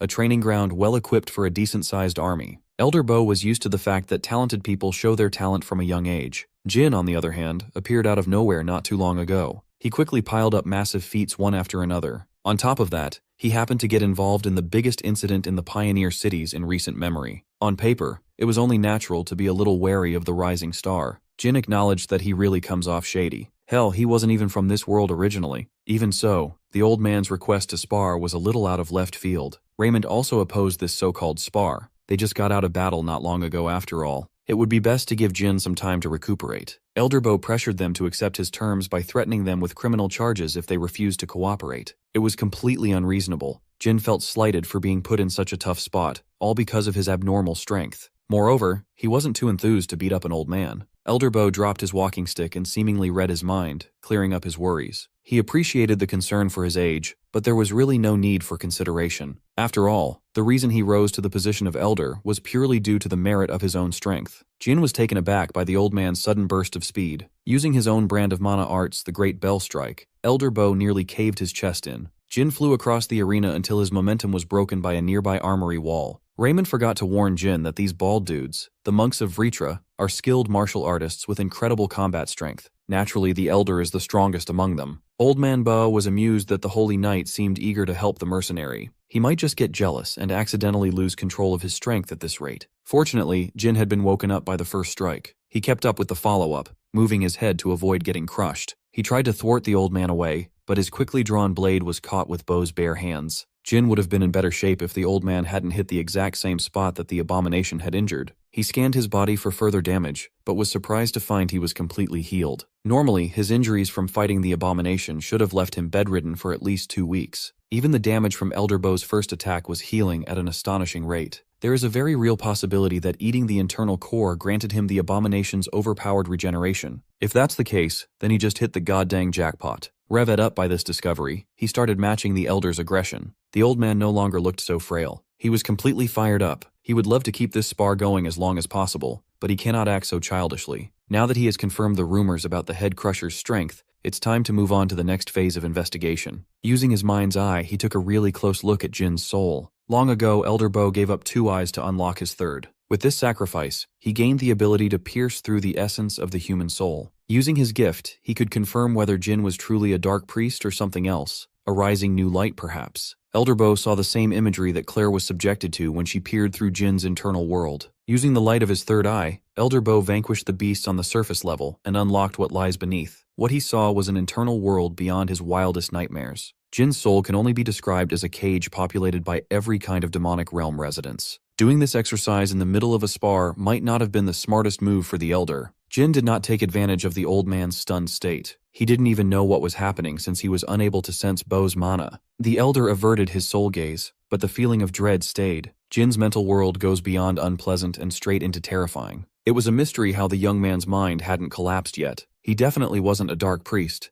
This young man is a completely different beast. Elder Bo snapped back to reality and sincerely apologized for his rudeness. He had to invade Jin's privacy to rule out the possibility of dark priest infiltration. Once it was confirmed that he wasn't working for the other side, a young woman joined them in the arena. She introduced herself as Cindy, the youngest daughter of the Golden Bug. She wanted to entrust Jin with a quest related to the dark priests. After being introduced to Cindy, Jin joined her and Elder Bo on a trek to a forested area nearby. She filled him in on the recent rise of abomination incidents with the third pioneer city as the epicenter. In addition, many surrounding forests are being corrupted by demonic influences. After a few hours of walking and listening to incident reports, they've arrived at their destination. In front of Jin was an organic structure resembling a monster core, but much larger, attached to the forested ground and the surrounding trees. It was a rift core. Commonly found in the demonic realm, these things constantly pump miasmic karma into the air. A select few priests were deployed to counteract its effects. They prayed to cleanse the air without pause. At the same time, plague doctors rinsed the rift core's surface to dampen its effects. Only through this practice could they prevent the spread of decay. Purifying a rift core doesn't look like an easy task at all. Jin thought that the power of karma was supposed to weaken the further they got from the Northern Empire. For a rift core to appear near a human settlement must mean that someone was tampering with nature. A dark priest must be involved. If the number of abominations and rift cores continues to increase at the current rate, the third pioneer city humanity worked so hard to build will face an existential danger. In the worst-case scenario, the city will fall, and the settlers will be wiped out. Elder Bo and Cindy have been working together behind the scenes, and they have finally found some promising leads pointing to a suspected location of a dark priest base. With that said, they want to enlist Jin's help in the extermination operation in 2 weeks. Of course, he will be compensated at the highest level of pay. Receiving a request from such big shots must mean that he was finally being acknowledged for his merits. Since the operation won't start for another 2 weeks, Jin tagged along with the Black Marlins until their next stop. In the middle of the day, Claire was nagging him about all the crazy torture and punishments that confirmed dark priests were subjected to. It did not take the mercenary group too long to reach their final destination. They touched down the city behind the walls Yurgis. It was a massive place, on a scale incomparable to the small pioneer cities Jin had seen. Yurgis was also dubbed the safest place in the demonic realm. Perhaps he could settle down and live here someday. Now was not the time to think about peaceful living, though. While the caravan was on a short break before entering the walled city, Jin pulled Holy Knight Raymond aside to talk. After notifying Raymond about his upcoming mission, he told Captain Jonathan and the rest of the Black Marlins his plan to return to the third pioneer city for a quest. Cap knew how it goes in the mercenary business. Comrades go their separate ways after a job concludes. Still, it's always a bit sad when that day arrives. When asked about their future plans, Jonathan's next move was to simply drink and then drink some more. The same goes for the rest of the group. Claire might be the only one with a reasonable path forward. She intends to look for another job in the city. Even though the recent payouts were decent, she's still far short of the money needed to enroll in the Magic Tower. Jin was unfamiliar with the term. Claire deprecatingly explained that even though she calls herself a mage, she's just an amateur who gathered common knowledge. Her skills are barely past the beginner level. She would have no trouble making a living with just the magic she cobbled together, but she's greedy and ambitious. Claire wants to learn higher-class magic. She risks her life day in and day out as a mercenary to save up money and attend the Magic Tower to make her dreams a reality. Claire was basically working to further her studies. Jin found that incredibly admirable. Since it sounds like she needs the money more than he does at the moment, Jin fished out his sack of gold coins and asked if this much would be enough to get her enrolled. Of course, Claire profusely rejected the free money. She couldn't possibly be that shameless. Jin insisted that this wasn't charity. He just wanted to pay her back for everything she'd done for him. Before she could refuse again, Jin dumped his heavy sack on her hands. He was certain that they would see each other again. Maybe she'll be a high-class mage by then. Claire nearly teared up. She had never received this level of kindness from anyone. From the bottom of her heart, she thanked him and vowed to repay the favor someday. With that taken care of, Jin bade his temporary mercenary family goodbye. He wasn't with them for long, but the bond formed was real. They were good people in an otherwise cruel world. Holy Knight Raymond already had a chat with Jin earlier. He watched the peculiar mercenary walk into the sunset from afar. Rex the Red Wolf gave him one final knowing look before joining Jin. 2 weeks later, Jin officially joined the mission to exterminate the suspected dark priest. Elder Bo and Cindy stayed in the city but deployed their best men. Although she recruited Jin for the job, she was a little bit of a skeptic when it came to the mercenary. She was one of the few people privy to the fact that Jin had eaten a monster core before. Still, Elder Bo fought to have Jin included in the operation. He already verified that the young man had no ties to dark priests. Despite his assurance, Cindy firmly believed that consuming monster cores leads to the loss of one's sense of self. It was basic common sense. Even her brothers fell victim to that fact. The only reason the geezer was protecting Jin must be because of his hope that another person close to him still has some shred of humanity left. Elder Bo wasn't happy that Cindy was bringing up old wounds. He doesn't want to have that conversation with her at all. She apologized for the disrespect, but left the old man with a warning. Cindy agreed to keep Jin's secret for now, but if that man's sanity slipped, she promised to frame him as a dark priest and bring down the full force of her authority. Of course, the punishment will extend to the man who brought him into this operation in the first place. She could threaten Elder Bo all she wants. he is confident that Jin will pull through. That kid had already consumed untold amounts of monster cores, became unimaginably strong, and miraculously kept his mental world stable. Jin is living proof that humanity can be maintained despite the effects of monster cores, but the world is not yet ready to accept that possibility. Even so, Elder Bo firmly believes that the young man's power will bring great hope to this world, ushering in a new era. The first expeditionary force marched with dignity and discipline. They sang their little songs and touched spear tips on beat. It was a pretty spectacular display of synchronization. Their marching hymn was disrupted by the sound of solid rock breaking someone's skull. The special mercenary the higher-ups hired was literally bashing his head with a rock. After wounding himself and cracking his own forehead,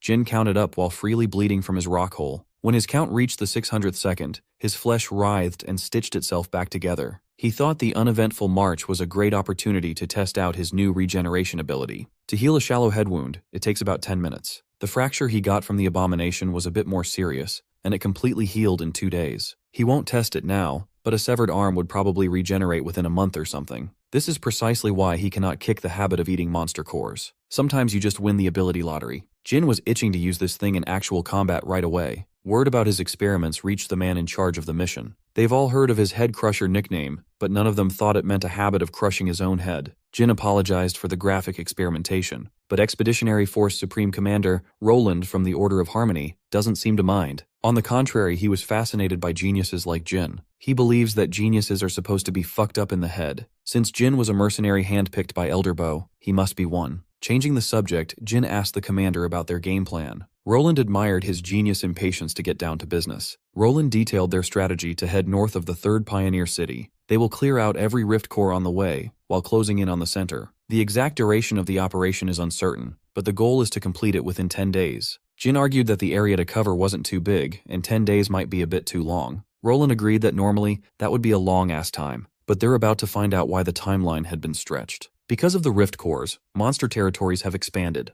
In fact, they just entered one of them. A ground-dwelling little monster with sharp teeth tried to get the jump on Commander Roland, but was sliced in half before it could get close. The residents of the deeper demonic realm are invading human territory. They've grown audacious enough to pop out in the sun without fear. For the next 10 days, there will be non-stop bloodshed between humans and monsters. The beast that attacked the commander was just a warning shot. Soon, the whole expeditionary force was cornered by an underground ambush from all sides. The monsters screeched and attacked from below. The initial assault resulted in gnarly injuries to those who were unprepared. Jin got a good look at the beasts and identified them as leech rats. The leech rats he knew weren't able to dig underground, though. Supreme Commander Roland immediately demonstrated why he was assigned to lead this mission. He was unshakable, and his shot calling was clear. He kept an eye on everyone's position and warned Jin when he was targeted by multiple leech rats at once. Instead of fighting back, the supposed genius just stood in place and let dozens of rodents cover him with bites and scratches. They clung to him and tore through his flesh in every way possible. Commander Roland tried to back him up, but the numbers were too overwhelming. Once he was completely covered and obscured by leech rats, Jin executed his plan.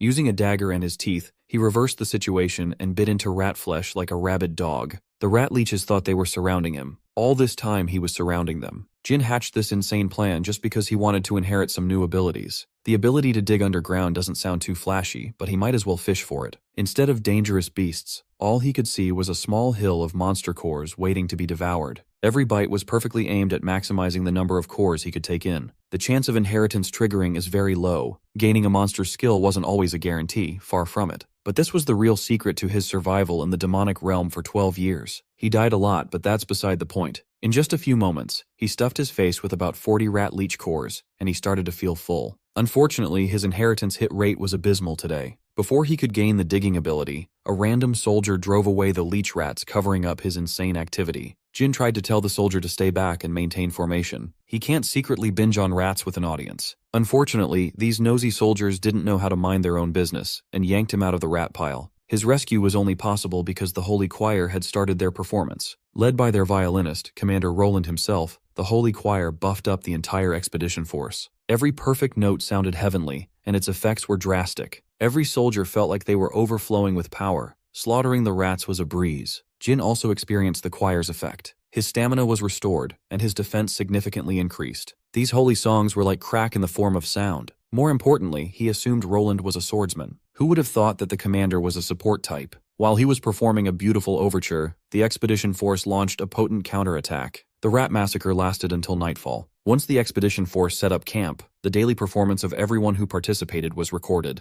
Each individual's results will reflect in their share of rewards. That night, curious conversations about Jin spread throughout camp. The guy smashed his head with a rock and charged right into a monster pile on his own volition. Now, some of the soldiers saw him digging in the dirt inside one of the tents. Jin was disappointed to find that he really missed out on the digging ability, despite the quantity of cores he devoured. Commander Roland saw him bent over in the dirt and asked if he was doing all right. Jin apologized for startling everyone earlier, but Roland didn't mind his weird behavior. He was focused on Jin's impressive results. When the young man jumped right into the horde, many thought he was dead for sure, but he proved himself with tangible results in the end. According to the official tally, Jin hunted 267 leech rats all by himself. The average soldier only took down 4 or 5. Even the holy knights included in the army capped out at around the 100 mark. Jin's numbers cemented his reputation as a true genius in the commander's eyes. Jin wasn't too pleased with his numbers though. If he had solely focused on hunting instead of secretly snacking, his kill count would have ballooned by a few hundred more. While Roland was in his tent, he asked if the commander was truly part of the support force. Roland assumed that he was about to get bullied for being a supporter. Jin wasn't going to do that though. He was just mistaken in thinking that Roland was the flashy fighter type.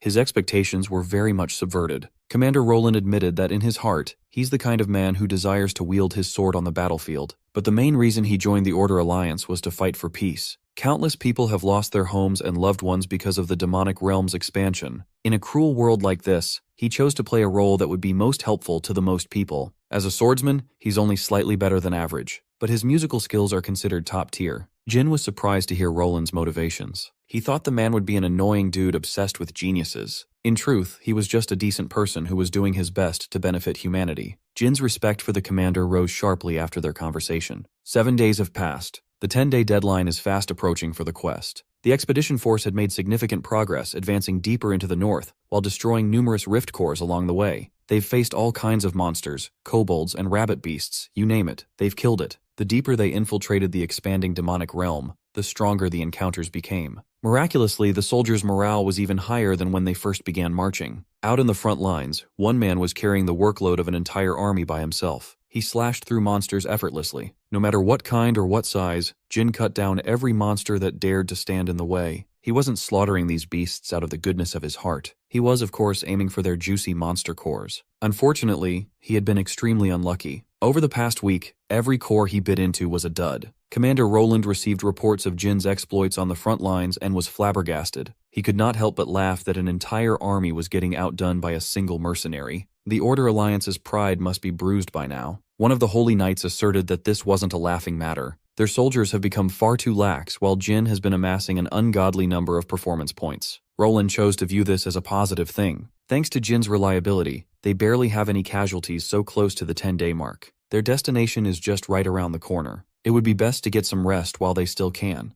Deep in the demonic realm, a nightmare blunt rotation gathered for a very important meeting. The Dark Priest Summit is in session. A masked man was displeased by the progress the Order Alliance had made over the past few days. Well, they practically led the humans to their base by planting so many rift cores around. The witch nun who turned the Golden Bug siblings into an abomination insisted that their chosen youngest sibling had already placed countermeasures for this exact scenario. Surely he won't disappoint the rest of the group and prove himself competent. The one she called the youngest firmly believes that defenders always have the advantage over attackers. Those pesky humans reacted slightly earlier than expected, but nothing in his great plan of darkness had changed. On the following day, Commander Roland was presented with a venomous dilemma. In front of them was a dead end, a massive chasm decorated by an intricate weave of extra-durable spider webs. Lurking below the darkness were giant spiders the size of a small car. According to the priest, the demonic realm's corrupted energy is concentrated in the massive hole before them. In his many years of service, Commander Roland had never heard of such a place existing. It was quite bewildering to behold a giant chasm inhabited by monsters lurking in the dark. Sensing their presence, the critters made their move. Jin approached the commander with a tinge of doubt. It seemed a bit strange that evil forces would choose a chasm to hide. Normally, it would be more advantageous to fight from high ground. Roland assumed the depth was for the sake of avoiding exposure, but a tunnel would have worked far better for that. In Jin's opinion, this whole operation smells like a trap. Before they could explore that idea, everyone's attention turned to their flank. Something big had breached their lines. They were tossing and beating soldiers up left and right. They were besieged by a bunch of wild Bigfoots. In this world, Bigfoot is an enormous monster that grows 4 to 7 meters tall, boasting immense strength. The biggest Bigfoot leading the charge was draped with a venomous snake monster around his neck, a salmosa. The level of disruption this sadistic white-haired Bigfoot could deliver was immense. At one point, it literally lifted a section of the ground, knocking every soldier off their feet. It was a deliberate effort to toss the pesky humans down the chasm. As soon as the poor souls landed on the sticky web, it was as good as over, GG. They tried to break free of the web's sticky hold to no avail. Mere moments later, the architects of the web structures showed up.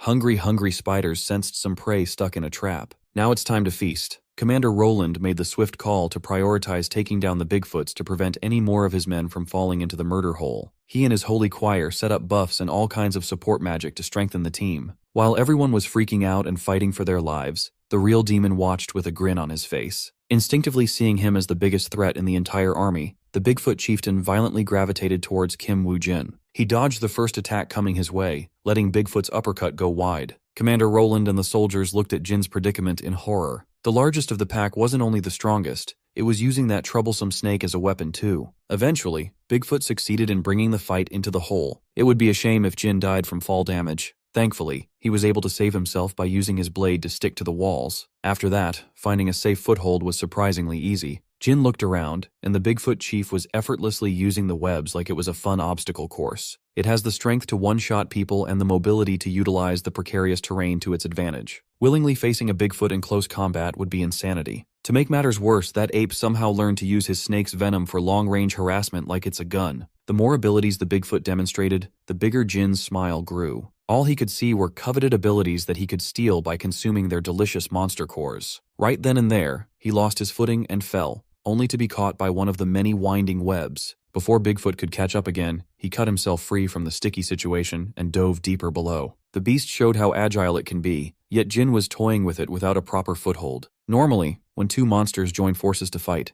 their strength doesn't just add up, it multiplies. But in Jin's eyes, those kinds of monsters share a common weakness. Just as it's tricky for the opponent to face two monsters at once, it's equally difficult for monsters to treat two separate bodies as one. He's got the Bigfoot chief right where he wanted that brute to be. When exposed to danger, a wild monster will eventually rely on pure instinct. That's when they become terribly predictable. Bigfoot tried to crush him with another missed fist, opening an opportunity to counter. Instead of going after the big bad ape, Jin beheaded the Salmosa snake first. The venom launcher didn't know what hit it. Seeing his comrade's head separated from its body, Bigfoot groaned in distress. It was pretty much over at that point. Jin just demonstrated how to effectively hunt two synergistic monsters at once. With its overall combat prowess diminished, the Bigfoot was slain handily, its head cut off to match the snake's bloody end. The Bigfoot chief's body made an explosive thud as it fell to the bottom of the chasm. After beating the Sekiro boss, Jin Aura farmed for a second even though no one was watching. Overall, it was a pretty decent fight for a gatekeeper. Suddenly, the snake's essence mysteriously wafted to his position. The peculiar essence was clearly emanating from the monster's exposed core. It was a strange feeling, but not odd enough to stress over. For Jin, the hunt always ends with the prey's monster core in his hand. Without hesitation, he munched on that snake ball like he did countless times before. Surprisingly, ingesting the whole core in just a few bites led to him bleeding from his orifices. Once that reaction subsided, he was granted one of Salmosa's abilities. Was the peculiar essence he felt connected to distinguishing which cores offer inheritance. He has devoured so many of them that it won't be strange to get all sorts of crazy abilities. The snake's inheritance alone would be a fine addition to his arsenal. Jin was very excited to take a look at what kind of ability he had gained, but he might have to test whatever it is in a real fight, real soon. A raging ball of fire lit up the bottom of the chasm as it traveled from one of the many caverns below. Jin saw the ball of flame heading straight for his ass and reacted accordingly. The one who cast the spell reveled at the sight of the beautiful explosion. The youngest member of the Dark Priests has shown himself. Assuming that Jin was vaporized by the blast, he laughed at Jin for acting so relaxed in enemy territory. His laugh quickly halted when he heard someone clicking his tongue in frustration. From the flames, a man emerged unharmed. His clothes were burned off, but his unnaturally durable, scaly skin remained untouched.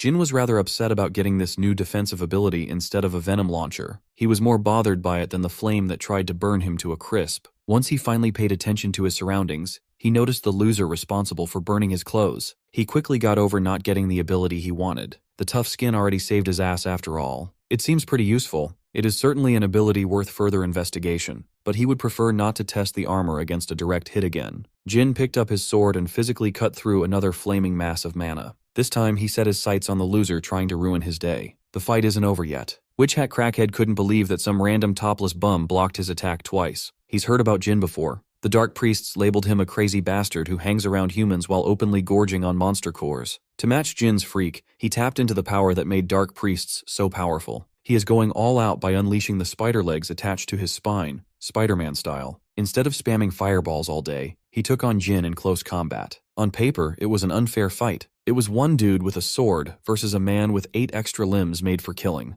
After the first exchange that forced Jin to back away, he re-evaluated his opponent. This was his first time encountering another person using a monster's inheritance freely. If this man were the same as him, then he might have gotten those deadly attachments by consuming a spider monster's core. Witch Hat has been waiting to face Jin since he heard about him. He's so thankful he could cry. Apparently, his abilities extended to controlling the spider monster population residing in the accursed hole. This certainly complicates things for Jin. The critters maintained a safe distance from their target, letting their long-range attack do the work. Some spiders can spit fire and some can spit poison gas. Combined, the fire and poison concoction was an attack he could not simply ignore. The firepower was intense, and its effects would be harshly lethal for any other fighter. Unable to contain the barrage any longer, Jin was consumed by the stink fire. The explosion it produced reached all the way up to the surface, alerting Commander Roland. Despite tanking a finishing move with nowhere to run, Jin survived through grit and excellent defense. Witch Hat Crackhead was fascinated by the fact that he survived. He's never met a human who could withstand his perfectly orchestrated direct hit before. At this point, it would be a stretch to call Jin human. His Salmosa armor was cracked in many places, but the flesh below only suffered minor burns. Admittedly, he was caught off guard by how potent the combination of poison gas and fire was. As expected, Dark Priests aren't to be underestimated. After softening him up with stink and heat, Witch Hat threw himself at Jin. Using his sharp spider legs as retractable weapons, he engaged the barely recovered enemy. Based on the crazed smile on his face, it looked like he was having the time of his life. He's been itching to test out his close combat prowess against someone who could pose a real challenge. The spider's legs gave him an unfair advantage over a single sword. It was becoming increasingly apparent that Jin needed to change strategy. He can't keep blocking and parrying. Using mana arts, Jin enhanced his blade. With that extra injection of power, he was able to parry a spider leg attack and briefly stun his opponent. Unfortunately, he wasn't able to capitalize on the stun since this fight was never a one-on-one to begin with. Just when he was starting to turn things around, the fire and poison gas attacks restarted. Once more, Jin was forced to endure being grilled with some poisonous seasonings. Frustrated, he thought of dealing with the annoying spiders first. But that won't be easy with a Dark Priest constantly on his ass. Currently, his internal organs have sustained severe damage from the fire. His regeneration and stone skin abilities kept him standing, but they are reaching their limit. And this time, Witch Hat didn't wait for him to emerge from the fire. He got in there to press the attack. Gradually reaching his limit, Jin thought of a batshit crazy plan to get out of this hell. Witch Hat flexed his spider legs and used them to riddle Jin's back with holes. The pain and damage were so debilitating that he lost grip of his blade. Feeling his spider legs digging into flesh, Witch Hat rejoiced. He laughed like a maniac while holding Jin in place and gradually making the gnarly wounds bigger and bloodier. He's never met such an intriguing enemy before. Now he understands why the other Dark Priests wanted to leave the guy alone.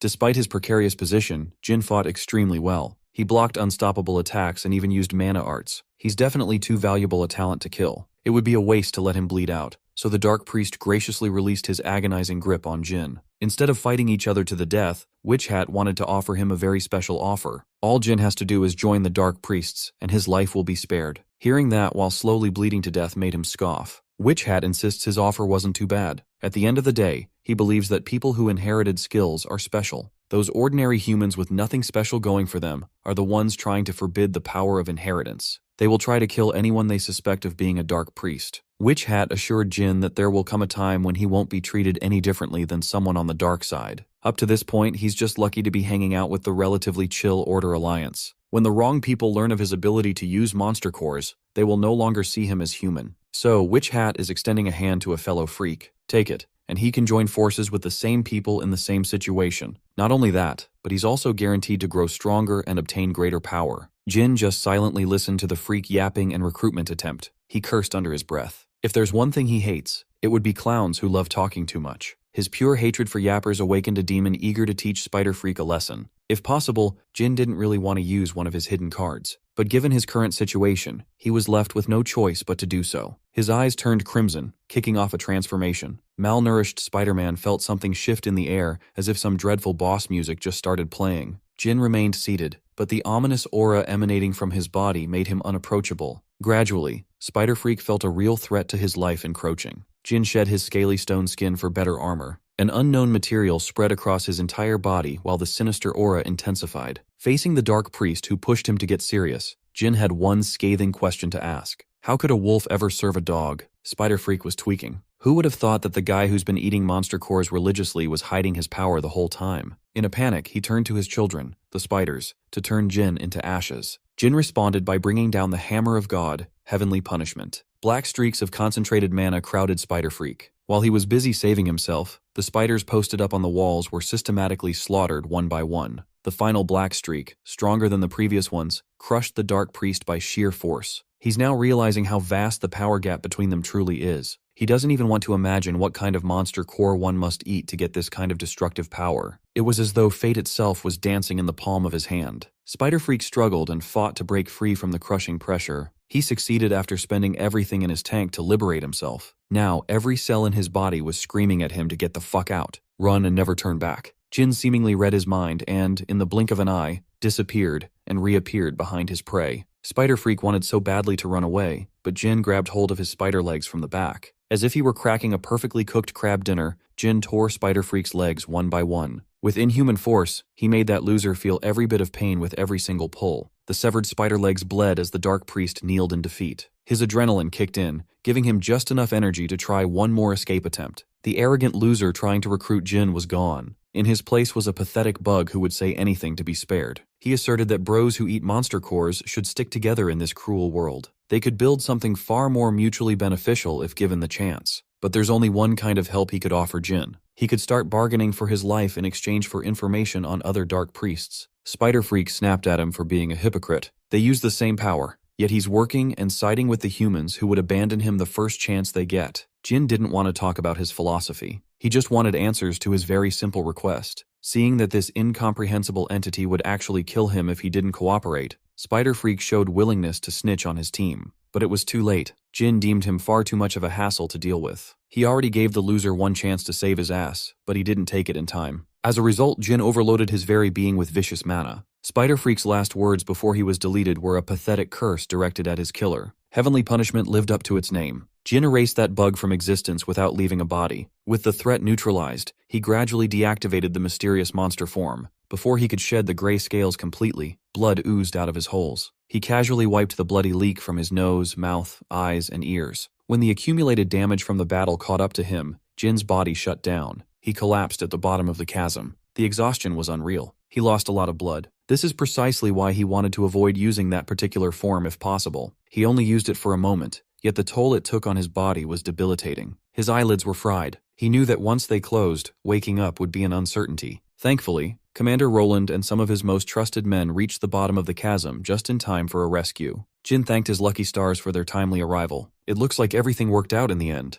Roland ordered his men to bring a stretcher so they could carry Jin up for the medical attention he needed. The commander looked around the aftermath of the battle, and he couldn't even picture in his head what had happened in this dark corner. Once the mission was wrapped up, everybody involved returned to Third Pioneer City. The professionals tried their best to stabilize Jin, and now he's in recovery. When he finally opened his eyes, he was no longer in that dank spider lair. He sat up, feeling intense soreness throughout his entire body. He was just surprised he had survived that encounter with the dark priest. While he was collecting his thoughts, a maid entered the room, assuming he was still unconscious. She hurriedly ran away to inform everyone that the mercenary had woken up. The first one to hurry over was none other than Commander Roland. According to the commanding bard, Jin has been out of commission for 3 whole days. That's an awfully long recovery time, considering his new regeneration ability was facilitating his healing process. Roland explained that his men had taken care of most of the surrounding rift cores after Jin eliminated the biggest threat. The casualties were minimal, and the expedition was a success, all thanks to Jin. Jin liked the feeling of being acknowledged. But of course, extraordinary contributions deserve an extra generous award. Before they could discuss what kind of juicy compensation he's entitled to, another man entered the recovery room. He was wearing a priest's uniform, glasses that hid his eyes, and spoke with a firm dignity. Behind him were stoic guards. Mr. Glasses represents the Order Alliance, and he would like to take Jin's testimony regarding the expedition. The Alliance wanted to know what kind of opponent he faced and how he fought them, in as much detail as possible. When asked why, Glasses insisted that this inquisition is merely for the sake of record-keeping. Given how chaotic the battlefield was, the Alliance cannot simply assume that what happened was a fight between a human and a monster. Mr. Glasses wasn't even hiding his real intent. Jin is under suspicion. He was hoping for a happy ending, but that's just wishful thinking. For this one, Jin thought of a plausible lie to absolve himself from more troublesome business. Thankfully, Elder Bo arrived just in time to handle the Order Alliance himself. At first, the representative refused to budge. He wanted to get answers straight from Jin's mouth. As a result, Elder Bo leaked some of his intimidating aura and ordered them to get the fuck out. Glasses tripped over his words before retreating with his tail tucked between his legs. After driving out the extras, Jin and Elder Bo were the only ones left in the room. Jin thanked the old man for bailing him out. Ever since they first met, Elder Bo had always been very interested in Jin. Sensing a little bit of apprehension, the blind monk assured Jin that no matter what form he takes, he will have Elder Bo's trust. Jin wanted to play dumb until the geezer pulled out a monster core from his pocket. It wasn't just some random core either. It came directly from the body of the dark priest he killed. It was troublesome, but Elder Bo was able to secretly slip it away. He had a feeling its rightful owner might want it when he woke up.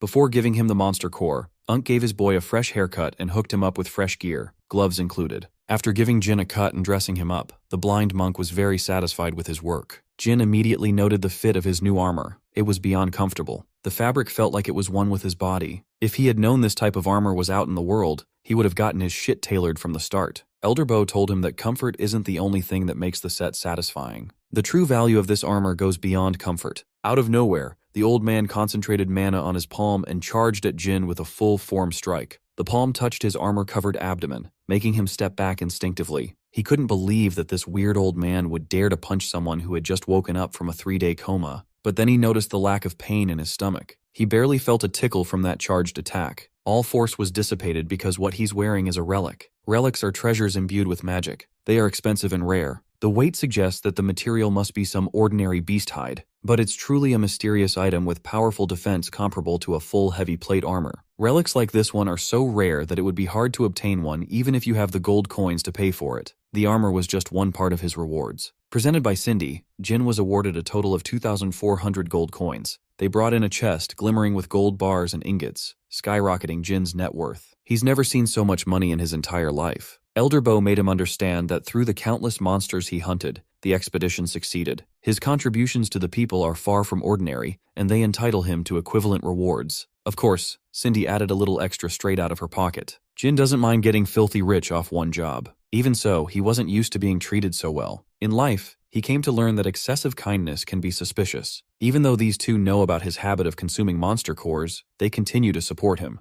Elder Bo laughed. Even when he treats the kid well, he still gets grief in return. 3 days after the expedition, the entire chasm was cordoned off, and guards were assigned to monitor the area around the clock. The night shift guards were feeling lazy and sleepy on the job. Not a good look at all. While they were arguing over whether something was moving in the bushes, it happened. A long metal chain wrapped around the guard's neck. It tightened and squeezed hard, suffocating the patrolman. He was yanked away with enough force to detach the head from the neck. An ambush ensued. A laughing maniac who loves the smell of blood under the moonlight cackled. The other patrolman tried to act tough and confront the intruder, but stumbled over his words, petrified. This time, the lunatic used the steel ball at the end of his chain to crush the poor patrolman's skull. With the watchdogs out of the way, the rest of his coven showed up. The dark priests have returned to their compromised hideout. Included in the group was the witch nun. She was lamenting the defeat of one of their own by such incompetent fools. Their youngest, Enoch, was supposed to win, but it turned out that he's complete trash. Witch nun won't waste tears on weaklings.